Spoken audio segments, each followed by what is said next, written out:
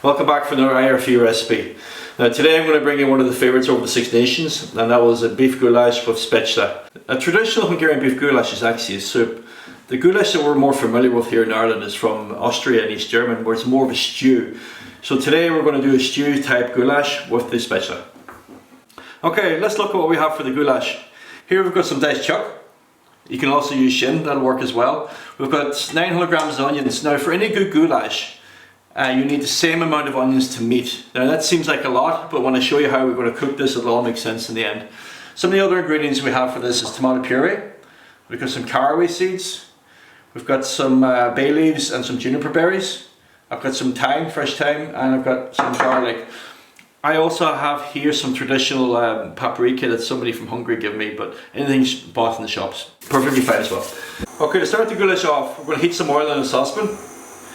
I like to use beef lard as well when I have it. It adds so much flavour into your final dish. Now when the oil starts to get hot and smoke, add in the onions. So there's 900 grams of diced onion in there, the same amount of onions to have in meat. I'm also going to add in the garlic.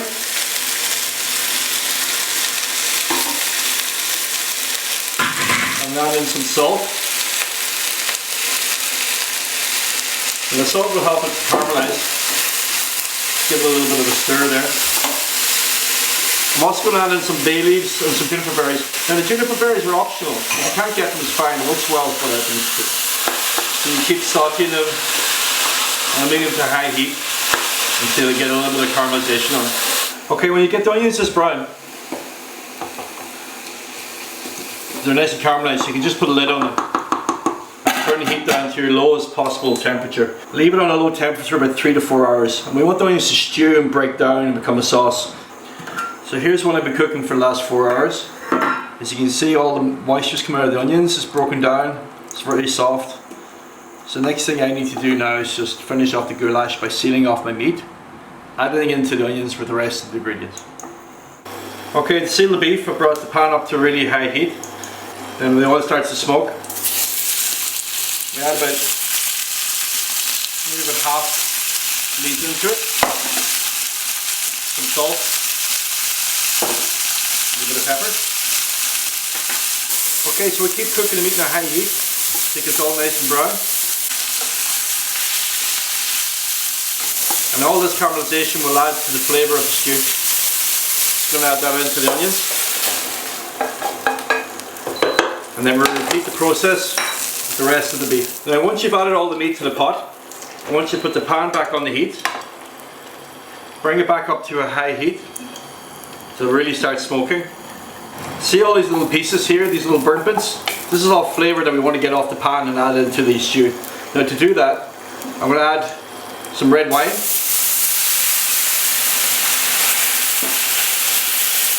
And we just give it a stir, getting all those nice little pieces off. And then we add that into the stew, followed by the rest of the wine. We'll add in the paprika, the tomato puree, the fresh thyme, the caraway seeds, a little more salt and pepper. Now I'm not adding any water to this. This is because all the water's come out of the onions when we were stewing them. Turn it down right down low, put a lid on it, and leave it for about an hour and a half, maybe 2 hours, stirring it every 20 minutes. And something I didn't mention earlier about the goulash is that this all can be done in a slow cooker. So you can seal off your onions in a hot pan, put them into a slow cooker and let them cook for 4 hours. Seal your beef off, add them into a slow cooker with the rest of the ingredients, give them a stir and put a lid on them as well, it'll work well. So while the goulash is cooking slowly, I'm going to start the specula. The specula is a lovely, delicious pasta, really simple to make at home. It actually looks more like an Yorkshire pudding batter once you have everything together.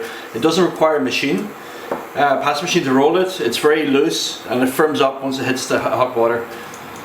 So we're going to start off by putting the flour into the bowl, making a little well in the middle, and bringing in the egg and starting to stir that. Stir it from the centre. And then working your way out to the edges. You can see it's starting to firm up. So I'm going to add about 6 tablespoons of water. And I'm just going to add some chopped parsley to get a little bit of green in through that pasta.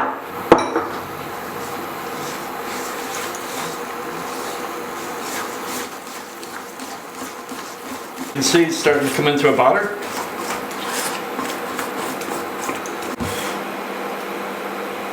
Yeah, I think that's looking good, so we can start cooking that now. So we need to bring a pot of boiling water with loads of salt in it. You notice I didn't add any salt into the pasta itself, so it'll get seasoned when it cooks. And we're going to season it after it as well. Now, if I was doing this properly, what I have a spatula board is you have a little board you put over it, and you put blade of spatula on it, and then you have a kind of a paddle that goes over it, and it all drops into the water. Now, I've seen my German friends use everything from a cheese grater to a colander to make spatula at home. So what I'm going to use today is these little stack steamers that we use at home. So I'm going to use one for draining the pasta, and I'm going to use another one for making the pasta. Get a good ladleful. I use a spatula if you have one. If you don't, a wooden spoon works just fine. Put that there. I'm just going to start pushing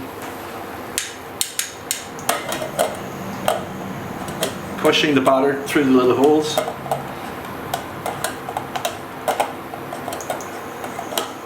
And you can see, I think I might just have enough in there for now. Just turn that heat up actually. Make sure it's on a good boil. Now you don't want to put too many in at the same time because they'll just get together at the bottom and stick, and then you've got one big lump. You want to give them about a minute. Usually when they come to the top, they're ready to go. I'm going to take these out and just put them into the other steamer stack just to drain them off.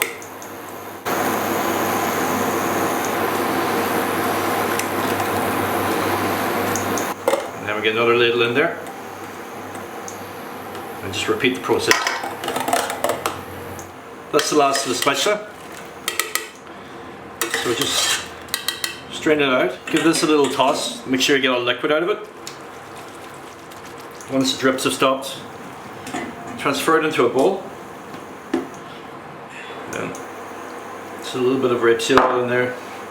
Just give it a little bit of stir, and then we leave that to one side. To finish it off, we need a sour cream. Now, sour cream is really simple. We get double cream and some lemon juice. So I could juice one lemon with about 300 ml of double cream. And just put it in there and whisk it. Okay, when you get to this consistency, you should be fine. Now I'm just going to put that in the fridge until I need it. So just to finish up, I've got a pan on medium heat, and I'm going to add in a little bit of butter.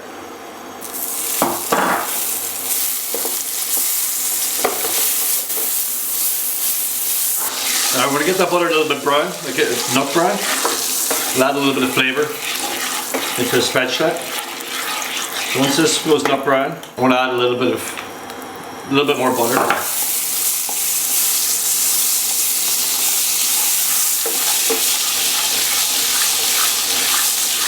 And then just add in the pasta.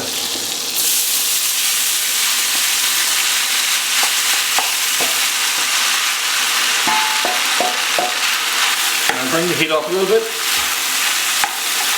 spatula's still a bit warm from us cooking it. Now we're just getting the temperature up. We're getting all that lovely nut brown butter all around it. Getting it all coated. And keep stirring it. It's very important to do this as it sticks to the bottom. So we're sauteing this in the nut brown butter now for about 3 minutes. The spatula's now come up to heat, and we're done. Okay, so all that's left to do now is plate up. I'm going to plate these up now in 2 different bowls, and put the spatula in one bowl and the goulash in the other, and then we take it to the table and we eat it like family style. So I'm going to get the spatula into these lovely little shell terracotta dishes. It smells unreal. Some of the sour cream. I've just got a little bit of paprika, just put it over it. Some chopped parsley. So there we have it. We got the beef goulash with spatula. This is one of the favourites of the Six Nations, and it's one of my personal favourites, and I really hope that you enjoy it too. Thank you.